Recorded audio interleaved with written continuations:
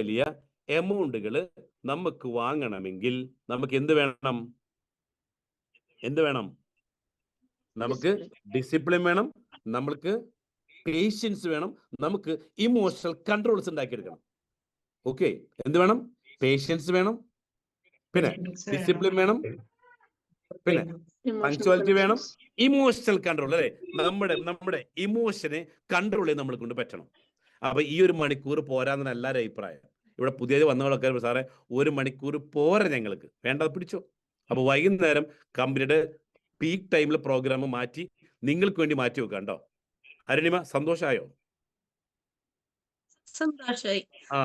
അരുണിമേ, നമുക്ക് നഷ്ടപ്പെട്ടതെല്ലാം വീണ്ടെടുക്കണ്ടേ? അല്ലേ? അച്ഛന്റെയും അമ്മയുടെയും കൂടെ നാട്ടിലേക്ക് തിരിച്ചു പോകണ്ടേ നമുക്ക്? അല്ലെ? അത് അരുണിമ ചെയ്തു കൊടുക്കണം. അല്ലെ?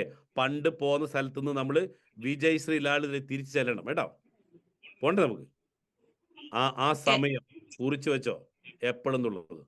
ഓക്കെ, അപ്പൊ എന്തായാലും അപ്പൊ കമ്പനിയുടെ ആദ്യത്തെ റെമ്യൂണറേഷൻ 20-ാം തീയതി ഒരാൾ പോലും മിസ് ചെയ്തിട്ട്, ഒരാൾ പോലും. സെയിൽ എന്താണ്? എത്ര എണ്ണം?